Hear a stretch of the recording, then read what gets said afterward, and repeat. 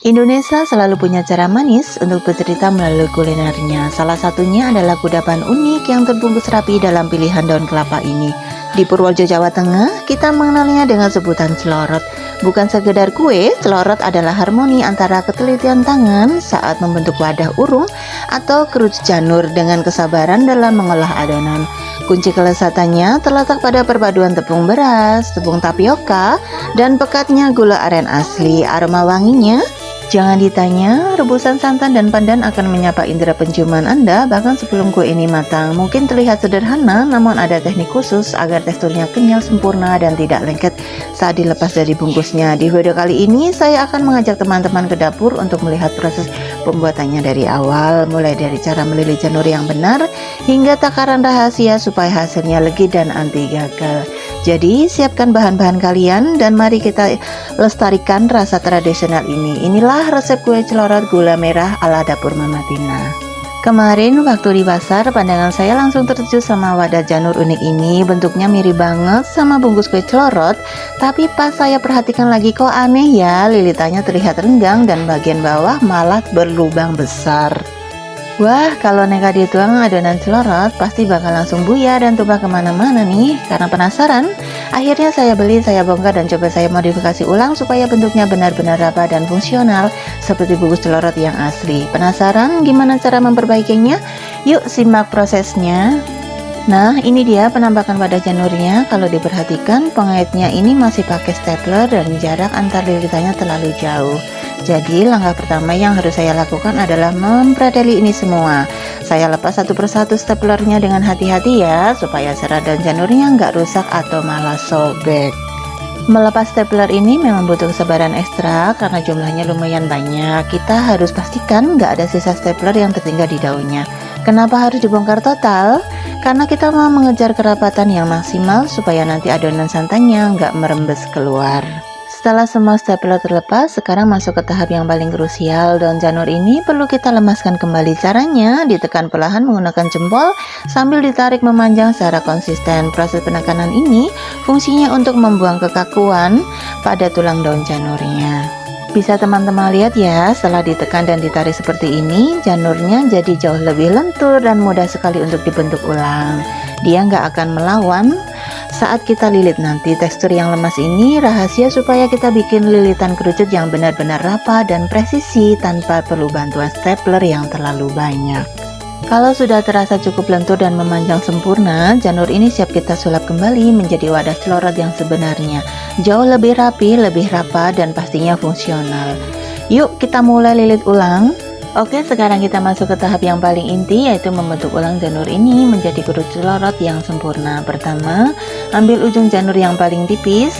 Kunci utamanya adalah di bagian awal ini. Lipat sedikit ujungnya sampai membentuk segitiga kecil yang rapat. Segitiga ini adalah pondasi bawah. Kalau ini tidak rapat, adonan pasti bocor. Pastikan tidak ada lubang sekecil apapun di titik pusat segitiga ini. Setelah segitiga berbentuk, mulailah membuat lilitan kecil di putaran pertama sampai ketiga. Pastikan lilitannya sangat rapat dan saling menindih kuat. Tekan dengan jempol supaya posisinya tidak bergeser. Di fase ini, tangan mungkin akan sedikit pegal karena kita harus menahan janur agar tidak lepas. Tapi percayalah, lilitan dasar yang kuat akan menentukan bentuk kerucut yang estetik di akhir nanti. Nah, setelah dasarnya kuat, sekarang cara melilitnya agak sedikit berubah. Kita tidak perlu melilit sepadat di awal tadi. Berikan sedikit kelonggaran pada tarikan ke samping, tapi sambil terus ditarik ke atas ya. Ini teknik rahasianya, ditarik ke atas supaya kerucutnya memanjang dan punya ruang yang luas di dalamnya. Visualisasikan bentuk trompet atau kerucut yang ramping, terus putar janurnya mengelilingi sumber yang sudah kita buat tadi. Terus lilitkan sampai sisa janur tinggal sedikit di bagian atas. Pastikan setiap tingkatan lilitan menutupi sekitar sepertiga bagian dari lilitan sebelumnya, supaya tidak ada celah. Kalau sudah sampai di ujung atas dan dirasa tingginya sudah pas, ambil staples, kunci ujung janur ini dengan kuat. Pastikan staples menembus setidaknya 2 lapis janur, supaya tidak melorot saat nanti dikukus dan terkena panas adonan.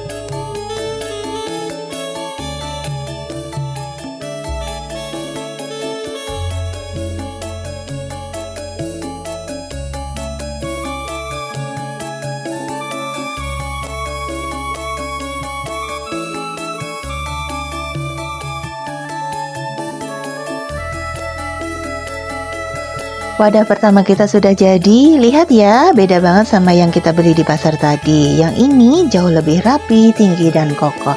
Sekarang kita harus lakukan hal yang serupa untuk semua sisa janur yang ada. Konsistensi ini penting supaya nanti ukuran kue celorot kita seragam. Memang butuh waktu, tapi melihat tumpukan wadah janur yang rapi begini, rasanya sangat memuaskan, bukan? Yuk, kita selesaikan semuanya sampai janur habis. Setelah kita berhasil melilit janur dengan rapi, kini saatnya kita mengenal lebih dekat sosok di balik bungkus kerucut ini. Kue celorot di beberapa daerah disebut sebagai celorot, sebuah nama yang terdengar sederhana namun syarat akan identitas kerakyatan.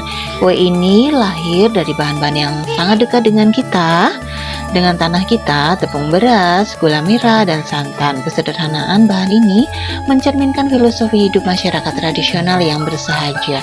Tidak perlu bahan yang mewah untuk menciptakan sesuatu yang berkesan. Celorot mengajarkan kita bahwa kebahagiaan dan kelezatan sejati seringkali ditemukan dalam hal-hal yang paling dasar dan murni dari alam. Adonan cair yang perlahan mengisi rongga janur, teksturnya lembut, kenyal, namun tetap kokoh setelah matang. Untuk mencapai konsistensi ini diperlukan perbandingan yang presisi dan api yang stabil saat pengukusan. Dalam kehidupan, adonan celorot melambangkan jiwa manusia yang fleksibel. Ia mampu menyesuaikan diri dengan wadah janur yang sempit dan berliku, namun tetap mempertahankan jati dirinya. Proses pengukusan di tengah uap panas adalah simbol ujian hidup. Hanya mereka yang sabar dan mampu bertahan dalam tekanan yang akan keluar sebagai pribadi yang manis, legit, dan matang sempurna. Warna coklat dari gula merah di dalamnya melambangkan warna bumi, sementara janur kuning melambangkan cahaya. Saat keduanya bertemu, terciptalah harmoni antara manusia, alam, dan tradisi. Kue celorot bukan sekedar pengganjal perut di pasar tradisional, melainkan warisan tutur yang mengajarkan kita untuk tetap membumi meski telah mencapai puncak kerucut. Menikmati sepotong celorot berarti kita sedang merayakan kesabaran para leluhur dalam meramu rasa dan makna. Semoga setiap gigitan manis ini mengingatkan kita untuk harus berproses dan menghargai setiap dorongan perjuangan dalam hidup kita. Kue celorot bukan sekedar camilan harian yang kita bisa temukan di pasar tradisional. Di balik bentuknya yang unik, kue ini memegang peranan penting dalam berbagai ritual adat dan perayaan besar, khususnya di tanah Jawa dan Lombok. Dalam tradisi hajatan seperti pernikahan atau hitanan, celorot seringkali hadir sebagai bagian dari suguhan utama atau hantaran. Kehadirannya melambangkan harapan agar acara berjalan lancar dan membawa kemanisan bagi tuan rumah serta tamu yang datang.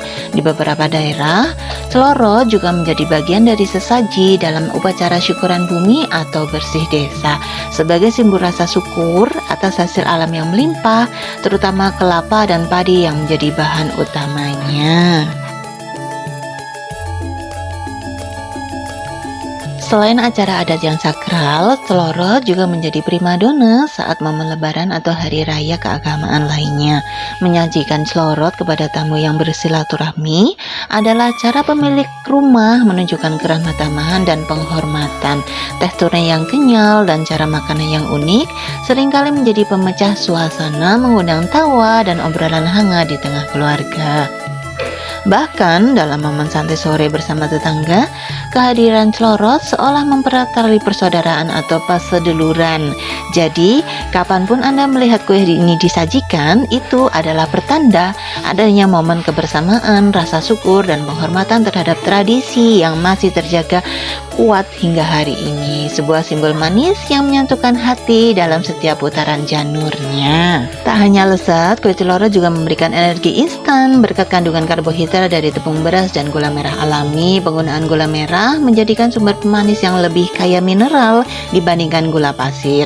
Selain itu, karena dimasak dengan cara dikukus dan menggunakan pembungkus janur alami, kue ini bebas dari pengawet sintetis dan plastik, sehingga lebih aman bagi kesehatan dan lingkungan. Camilan tradisional ini adalah pilihan tepat untuk mengejar lapar sekaligus menikmati kebaikan bahan alami Nusantara. Nah, pembungkus celorotnya sudah jadi, tampilannya sekarang jauh lebih rapi dan rapat. Totalnya jadi 10 buah, siap untuk diisi adonan.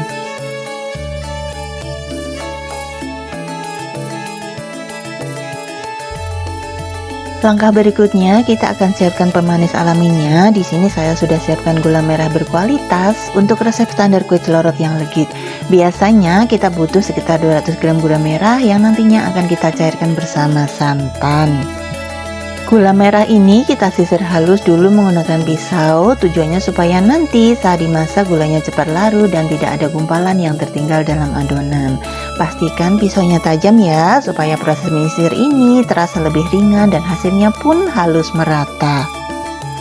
Sedikit tips buat teman-teman di rumah, takaran gula ini sebenarnya fleksibel. Di sini karena kebetulan saya pribadi tidak terlalu suka rasa yang terlalu manis menyengat, saya hanya menggunakan gula Jawa secukupnya saja, sedikit di bawah takaran standar ya.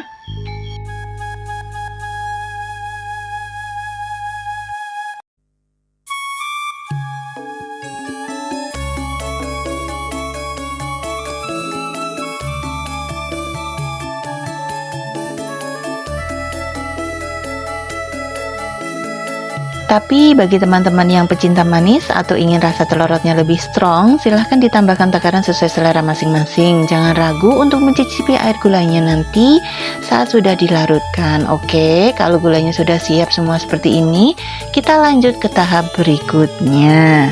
Oke, sekarang waktunya memasukkan bahan cairnya. Di sini saya pakai 1 bungkus santan kara ya. Tuang perlahan ke dalam baskom sampai habis tak tersisa. Penggunaan santan instan seperti ini sangat praktis karena ukurannya sudah pas, yaitu 65 ml. Jadi nggak perlu ribet-ribet nakar lagi. Sekarang tambahkan air secukupnya ke dalam mangkok. Setelah itu aduk-aduk terus secara perlahan sampai gula merah dan santannya tercampur rata. Pastikan tidak ada gumpalan gula merah yang masih mengendap di bawahnya.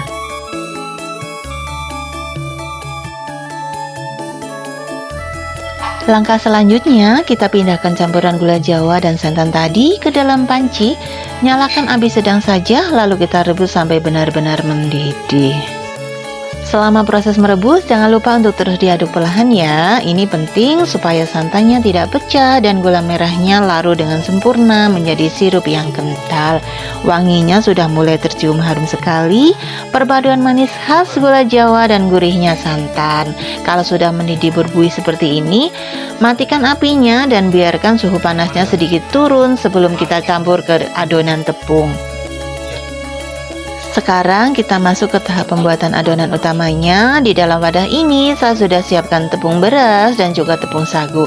Perpaduan kedua tepung ini yang nantinya akan menciptakan tekstur kue celorot yang kenyal, lembut tapi tetap kokoh saat dilepas dari bungkusnya.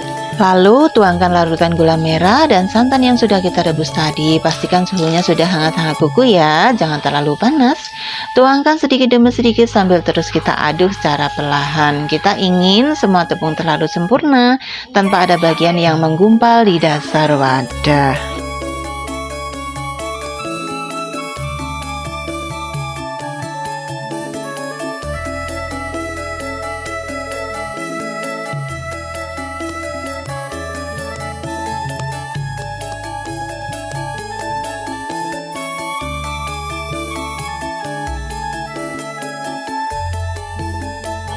Meskipun terlihat sudah rata, kita harus memastikan teksturnya benar-benar halus. Jadi, langkah selanjutnya adalah menyaring adonan ini. Proses penyaringan ini sangat penting untuk memisahkan butiran tepung yang masih bergerindil atau mungkin ada sisa-sisa kotoran dari gula merah yang tidak larut. Lihat ya, adonannya sekarang jadi sangat halus dan silky. Terakhir, pindahkan adonan yang sudah mulus ini ke dalam wadah takar atau gelas yang ada moncongnya. Penggunaan wadah takar ini akan memudahkan kita nanti saat menuangkan adonan ke dalam kerucut janur yang sempit tanpa perlu takut tumpah. Oke, adonan kita sudah siap. Sekarang kita masuk ke tahap akhir. Pastikan teman-teman sudah menyiapkan dandang kukusan yang sudah dipanaskan terlebih dahulu sampai uapnya mengepul rata. Panas yang stabil di awal ini sangat penting agar adonan kue bisa langsung satset saat masuk nanti. Karena bentuk bungkus celorot ini kerucut dan tidak bisa berdiri sendiri, triknya adalah kita letakkan di dalam gelas atau wadah tahan panas lainnya. Tujuannya supaya posisi janur tetap tegak lurus dan stabil. Jadi adonannya nggak akan miring atau tumpah saat dikukus. Tuangkan adonan celorot pelan-pelan ke dalam masing-masing janur, isi sampai benar-benar penuh ke arah lubang atasnya. Berkat wadah takar yang kita pakai tadi, proses menuang jadi jauh lebih rapi dan presisi kan? Kalau semua sudah terisi, tutup kukusannya dan kita masak selama kurang lebih 30 menit. Gunakan api sedang saja sampai celorot benar-benar matang sempurna dan teksturnya berubah menjadi padat. Oke, kita tunggu sampai aromanya semerbak keluar. Setelah menunggu sekitar 30 menit, akhirnya kue celorot kita sudah matang sempurna. Aromanya benar-benar luar biasa ya. Wangi janur yang terkena uap panas berpadu dengan manisnya gula merah dan gurihnya santan. Benar-benar aroma tradisional yang bikin kangen. Terima kasih banyak ya sudah mengikuti perjalanan saya dari membongkar janur sampai akhirnya jadi kue celorot yang cantik ini. Membuat kue tradisional memang butuh sedikit kesabaran, tapi rasanya selalu sepadan dengan usaha yang kita keluarkan. Jangan lupa untuk like kalau kalian suka video ini, tulis di kolom komentar kalau ada pertanyaan, dan pastinya subscribe biar nggak ketinggalan resep-resep seru lainnya. Selamat mencoba di rumah, lestarikan terus kuliner Nusantara, dan sampai jumpa di video berikutnya.